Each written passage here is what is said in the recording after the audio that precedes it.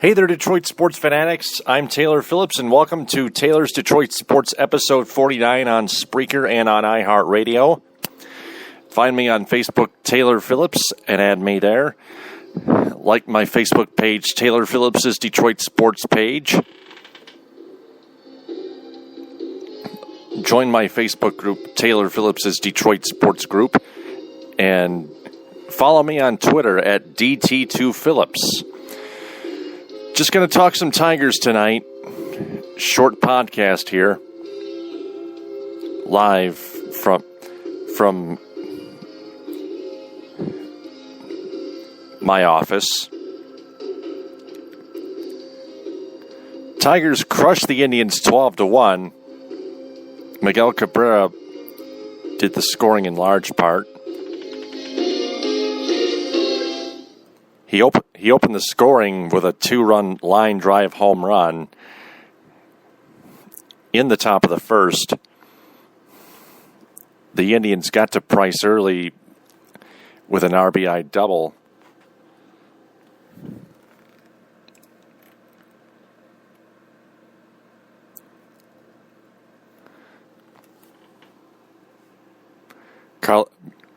By Carlos Santana, in which there was a weird misplay by center fielder Ezekiel Carrera.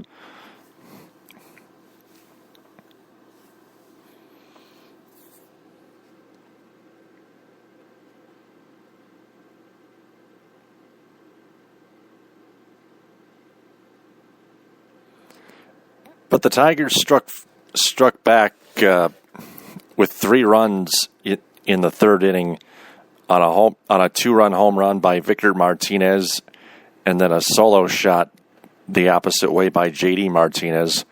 Both Martinez's go the opposite way. That made it 5-1.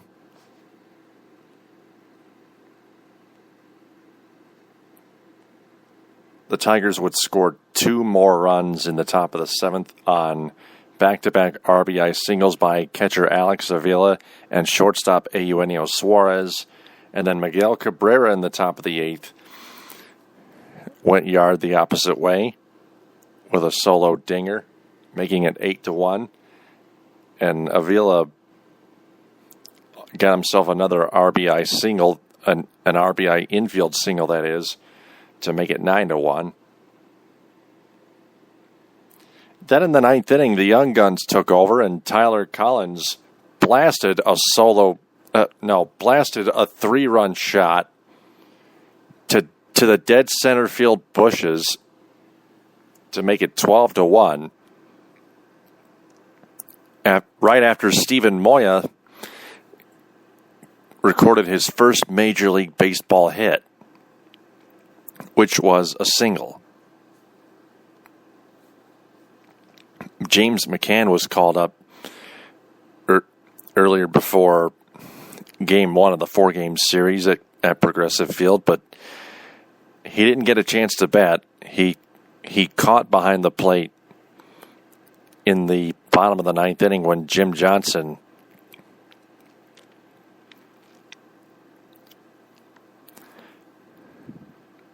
closed it out despite hitting a batter. Al Albuquerque pitched an easy 1-2-3 8th inning after David Price pitched a solid 7 innings, giving up 8 hits and just the 1 run, and struck out 8 batters. Tigers chased Corey Kluber after tacking him on with 5 runs. He went 2 2.3 innings pitched, gave up 7 hits with the 5 runs. He walked 2 and struck out 2. He allowed the 3 home runs that Kluber allowed were a career high. Now that's Klubering yourself, Corey Kluber. Yeah, Corey Kluber Klubered himself. Catcher Mike Aviles of the Indians left the game at the start of the 4th inning due to dizziness and lightheadedness. Man. The Indians just fell apart today.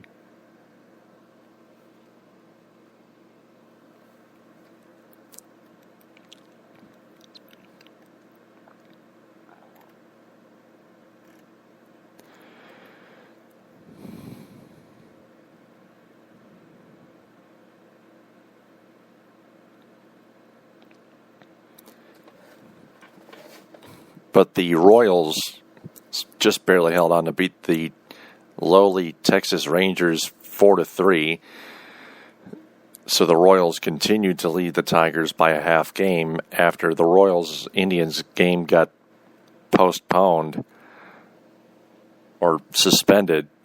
Not postponed, suspended at the start of the bottom of the 10th inning, with the Indians leading that game 4-2. That will resume September 22nd.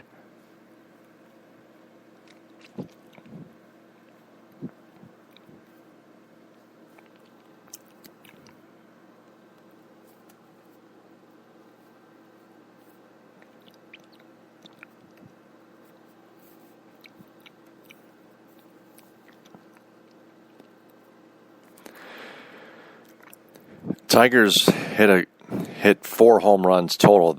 That's 3 or more. And Fox Sports Detroit promotes curly fries for every time the Tigers hit 3 or more home runs. So get your free curly. Turn in your box score into Arby's for a box of free curly fries. I've done that a few times.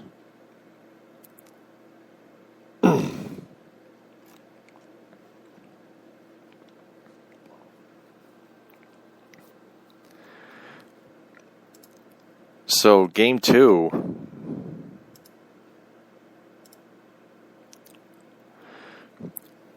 will feature Kyle Lobstein and Carlos Carrasco in the starting pitching matchup at 7:05.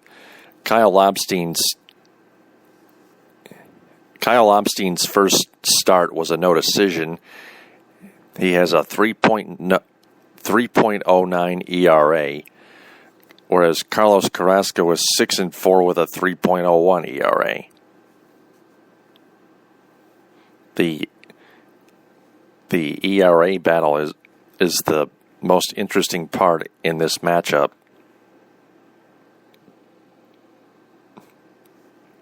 But the experience level isn't. Carrasco has more experience than Lobstein has on the rubber.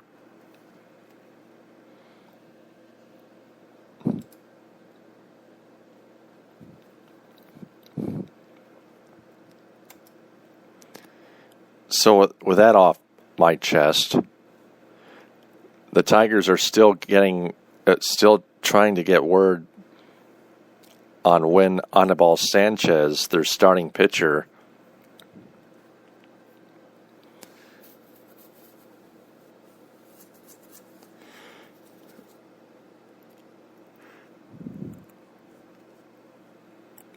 is going to be back. Brian Dulick from MLB.com writes, the Tigers continue to be very cautious with right-hander Anibal Sanchez, who has been on the disabled list since August 9th with a major strain of his right pectoralis. Manager Brad Ausmus reported Monday that Sanchez is feeling better, but there's no timetable for the veteran starter to resume throwing. He quoted, "It's good that he felt better today, but until he's completely pain-free, we won't do anything from him," unquote. Sanchez posted an 8-5 record with a 3.46 ERA in 21 starts prior to his injury. Detroit reliever Joakim Soria, who has a strained left oblique, threw a pregame side session at Progressive Field on Monday, The righty, who has been on the DL since August 10th, has thrown a baseball in 5 of the last 7 days. So, getting a word on Joakim Soria here, he is progressing. And I agree with Brad Ausmus. You want every player to be pain-free.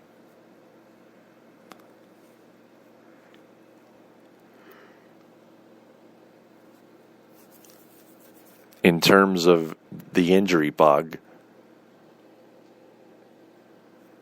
And so that means each player that's injured has to be extra special careful with themselves as they try to progress back into the rotation and the bullpen, for example.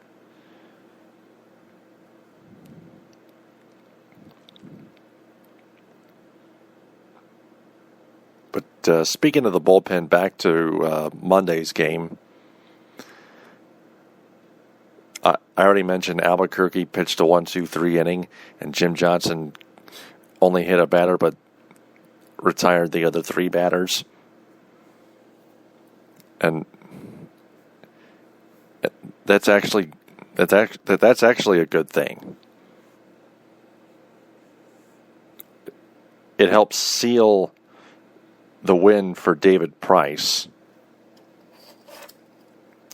along with tons of run support, which was 12 runs compared to last Wednesday's 0 runs, which rarely put David Price in the loss column in Tampa Bay against the Rays. That was 2 Wednesdays ago. Pardon me.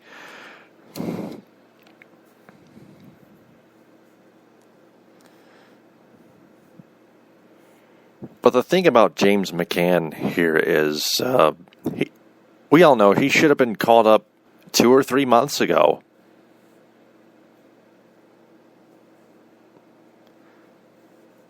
Because like I said, Avila is really bad against left-handed pitching overall, although he got an RBI single off a lefty. And he's actually killing right-handed pitching, so the Tigers really need a backup catcher who can really hit against lefties. And James McCann is that guy.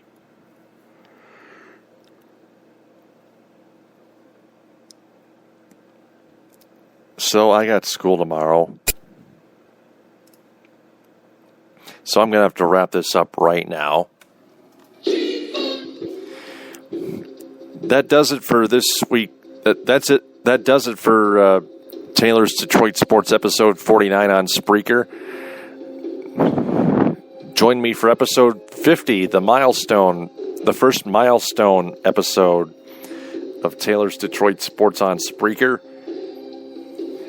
After Kyle Lobstein and Carlos Carrasco duel it out in the second game of the Tigers-Indians 4-game series at Progressive Field. 7:05 is the first pitch time. You'll catch that on television on Fox Sports Detroit with Mario and Pemba and Rod Allen on the call, and on the radio and on 97.1 The Ticket in Detroit with Dan Dickerson and Jim Price on the call. Till then, this is Taylor Phillips saying TTFN, ta-ta for now.